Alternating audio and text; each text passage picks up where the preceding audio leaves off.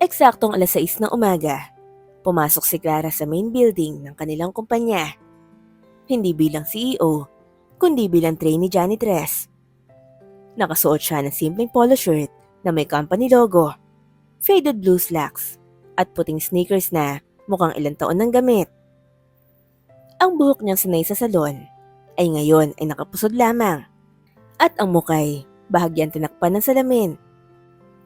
Sa basement area na maintenance, sinalubong siya ng isang lalaking nasa edad 40. May malalim na boses at may ngiting palakaibigan. Clarita, hindi ba? Tanong ng lalaki habang nilalapag ang isang walis at map sa tabi. Opo, kayo po si... Benjo, matagal na ako rito. Ako raw ang magtitrain sa'yo. Tahimik na ngumiti si Clara. Sige po. Pasensya na po. Ngayon lang po ako sa ganitong trabaho. Okay lang yan. Basta honest ka, walang problema. Alam mo, dito sa kumpanyang to, mga janitor at janitress parang multo lang. Invisible. Pero kami rin ang nakakakita ng lahat. Napakunot ang noon ni Clara. Invisible? Tumango si Benjo habang inaayos ang cleaning cart. Karamihan sa mga empleyado, kung makatingin sa amin parang alikabok lang. Pero mas okay na rin. Dahil kung invisible ka, naririnig mo ang totoo. Hindi kumibo si Clara. Ang linyang yon ay parang nanatili sa kanya ng ilang sandali. Pagdating ng 10:00 ng umaga, nasa pantry si Clara. Naglilinis ng tiles nang biglang bumukas ang pinto. Pumasok si Tanya, ang HR head. Nakataas ang kilay. Nakataas din ang takong. Ano ba yan?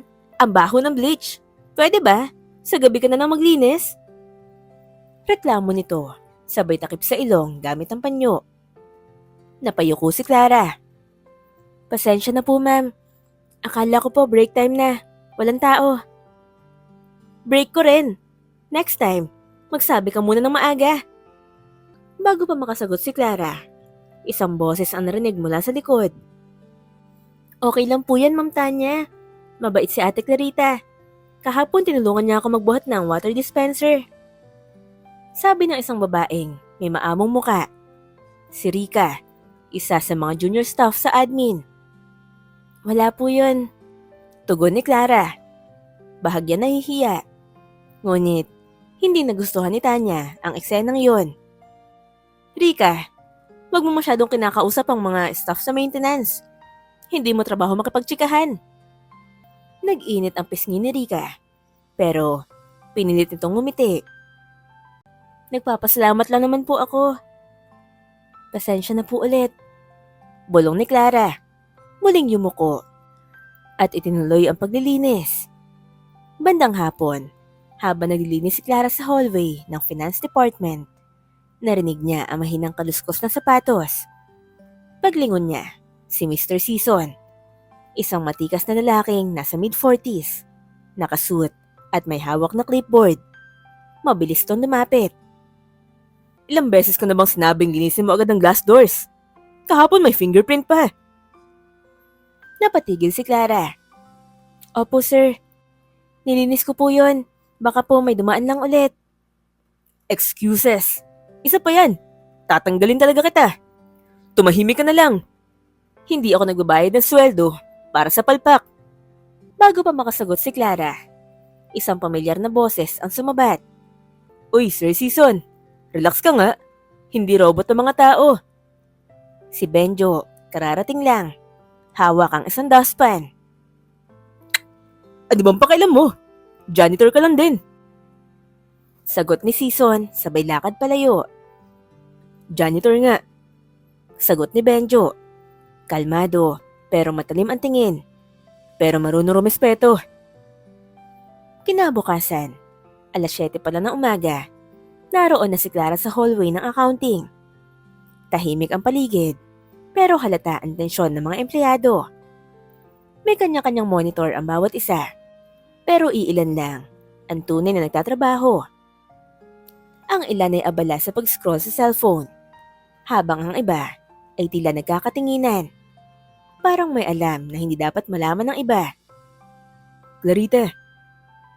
Tawag ni Benjo, na hawak ang listahan ng areas for sanitation. Ikaw na muna sa executive restroom sa 3rd floor. May nag-request daw kahapon. Medyo nag-overflow yung sink. Tumango si Clara.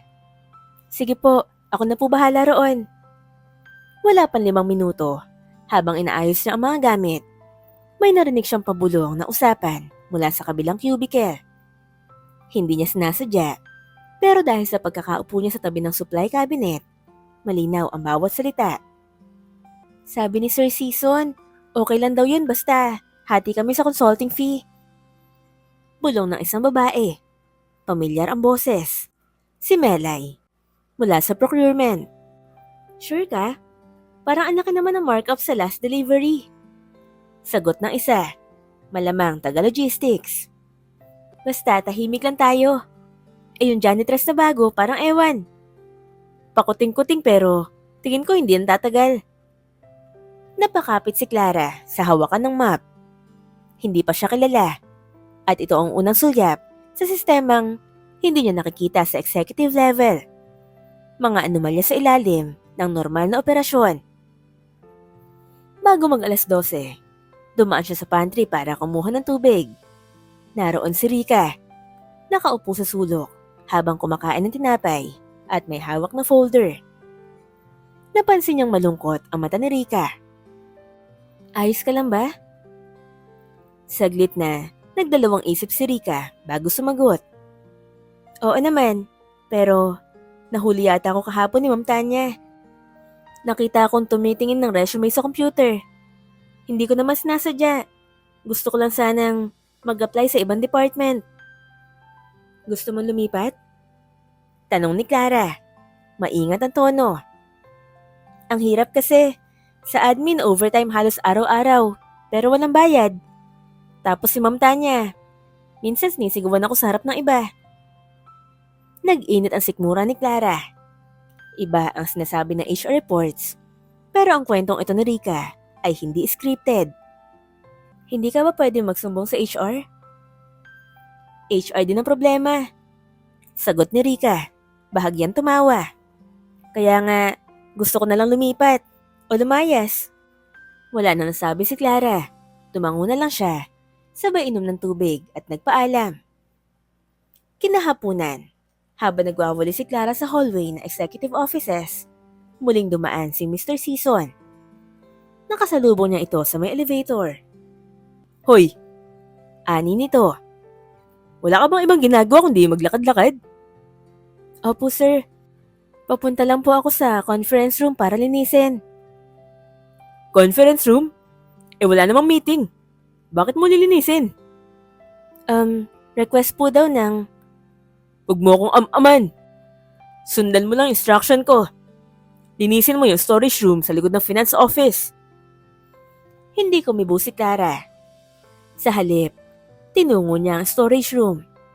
Pumasok siya at sa likod ng mga estanteng puno ng lumang dokumento, may napansin siyang kahon na hindi nakatape. Nakalagay dito, Paid Vouchers 2024 Q3. Sinubukan niyang hindi maging mausisa. Pero may isa sa mga resibo ang nakausli. Pilyang humihingi ng atensyon. Hinila niya ito ng dahan-dahan.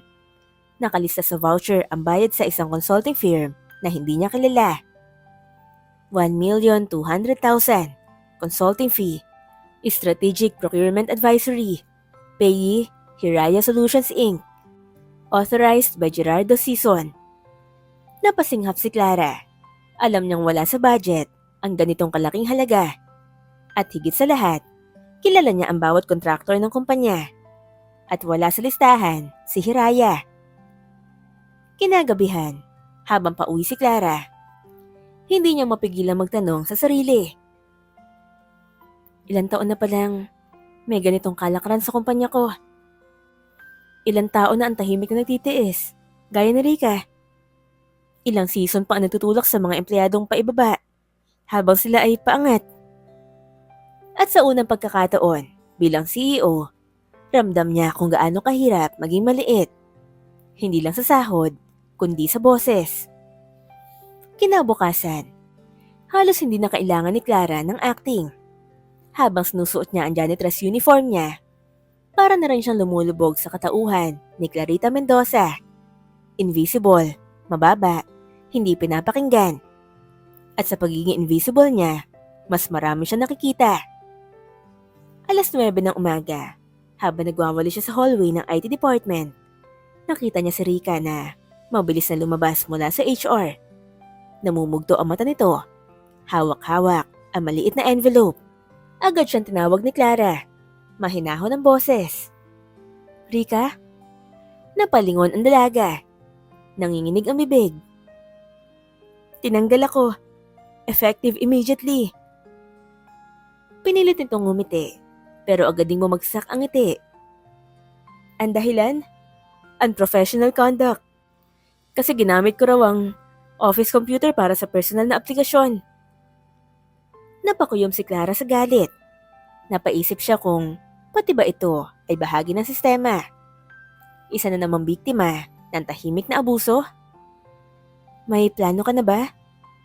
Tanong ni Clara. Tumango si Rika. Bitin ang paghinga. Babalik muna ako sa probinsya. At least makakalayo ako sa mga ganitong klase ng tao. Mag-iingat ka, Rika. Mahinang sagot ni Clara. Sana balang araw, may boss na makakakita sa ginagawa ng mga tulad nila. Naiwan si Clara sa hallway, habang palayo si Rika. Bitbit ang huling pag-asa na, sana, sa ibang lugar, mas maririnig ang boses niya. Pagsapit ng tanghali, dumiretso si Clara sa maintenance storage room. Dito, hinugot niya mula sa kanyang bag ang maliit na spy camera na iniabot sa kanya ni Pauline noong unang araw. Hindi mo yan kailangan gamitin kung walang matibay na dahilan. Paalala ng kanyang assistant noon. Pero kung kailangan mo, sapat na yan para makapag-umpisa ng audit. Ngayon, sapat na ang dahilan. Pinagdugtong-dugtong na ni Clara ang piraso ng puzzle. Ang questionableng consulting fee, ang bullying ni Tanya sa HR, ang pagtanggal kay Rika, at ang takot ng ibang empleyado na magsalita. Inilagay niya ang kamera sa sulok ng kisame ng supply room sa likod ng finance, kung saan madalas bumisita si Mr. Season para sa kanyang paperwork. Kinahapunan, 5:00, dumating si Season. Palihim na sumilip si Clara mula sa pintuan sa likod. May dala itong maliit na kahon at isang bag. Mabilis ang kilos ng lalaki.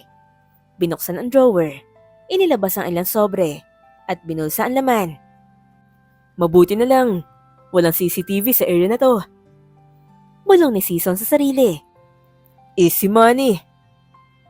Kinuyom ni Clara ang palad niya. Hindi lang ito simpleng suspecha. Totoo ang kutob niya.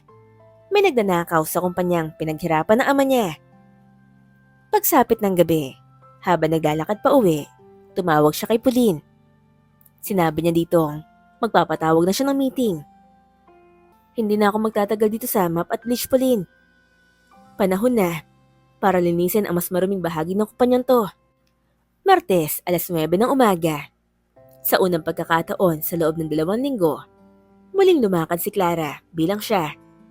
Hindi si Clarita, kundi si Clara Villarosa, Chief Executive Officer ng Villarosa Industries.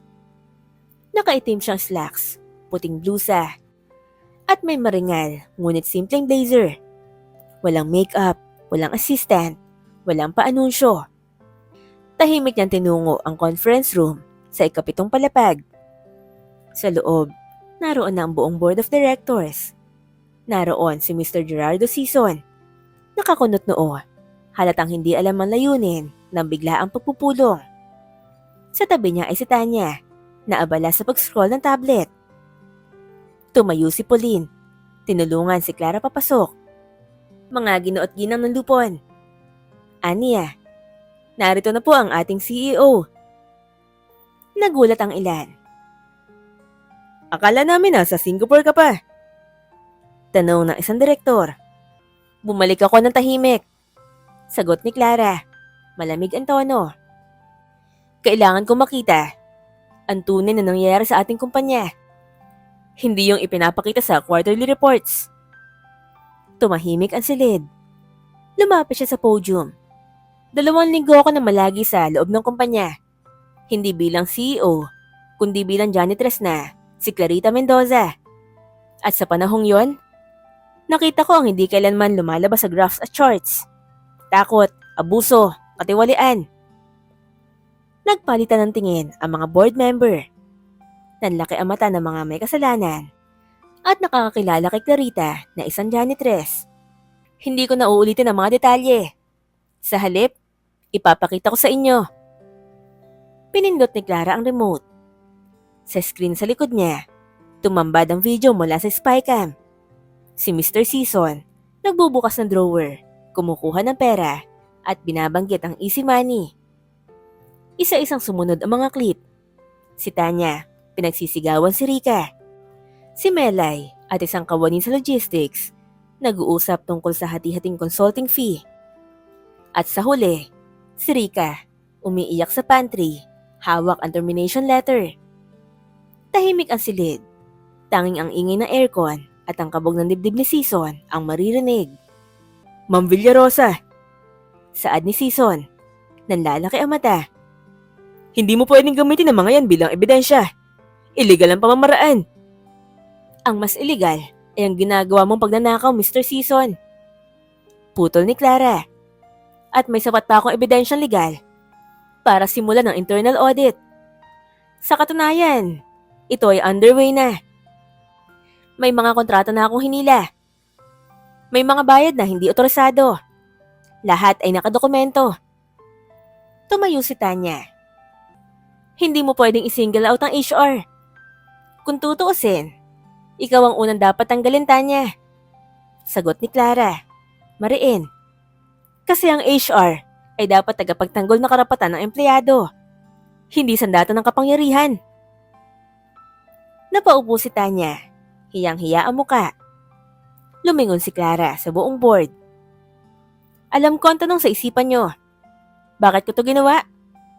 Ginawa ko to dahil kung CEO lang ako sa titulo, pero bulag sa nangyayari sa baba, wala akong silbi. Gusto kong patakbuhin ng kumpanya hindi sa takot, kundi sa tiwala. At para gawin yon, kailangan ko muna magtiwala sa sarili kong paningin. Hindi sa mga ulat ng pinapaganda. 2 linggo ang lumipas. Natanggal si Season. Si Tanya, inilipat habang sinisiyasat ang kanyang mga desisyon sa HR. Ang ilang empleyado, naglabas na rin ng hinaing. At sa unang pagkakataon, pinakinggan sila. Ipinatawag ni Clara si Benjo sa opisina. Pasok ka, Benjo. Ma'am? Tanong nito, nag-aatubili. Ngumiti si Clara. Hindi na Clarita ang tawag mo sa akin ngayon.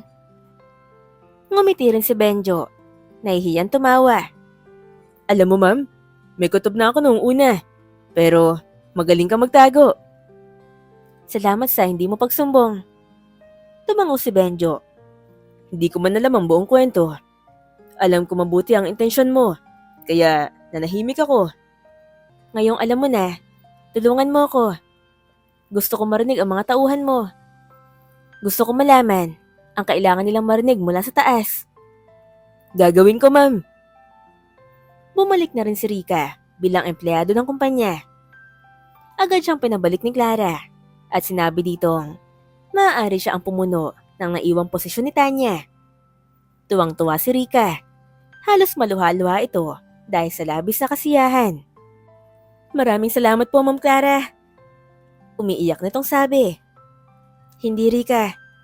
Ako ang dapat magpasalamat sa iyo. Napatalsik sa kumpanya si Season at Tanya. Pati na ang mga napatunayan na sangkot sa katiwalian. Si Season ay kasalukuyan pang nililitis dahil sa mga kasalanan nito. Mula sa dating janitress na hindi pinapansin hanggang sa CEO na muling nakakita ng sarili sa salamin. Natutunan ni Clara Villarosa na minsan, para makita ang totoo, kailangan mong bumaba. Hindi dahil gusto mo mapahiya, kundi para tunay mong marinig ang mga tinig sa ibaba. At sa wakas, baguhin ang sistema mula sa ugat. Hindi lahat ng leader ay handa magkubli sa dilim para makita ang liwanag. Pero ang mga handa, sila ang may kakayahang magbago ng daigdig. At doon na nga natatapos ang ating kwento. Grabe, nagustuhan niyo ba ang ating kwento? Ano ang masasabi niyo sa kwento ng buhay ni Clara? May mga aral ba kayong napulot? I-comment niyo naman sa baba. Pati na ang lugar kung saan kayo nakikinig ngayon.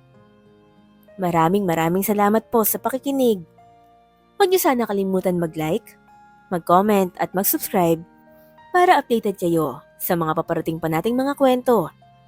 Hanggang sa muli pa nating pagsasama, ito ang Dear Phenoms.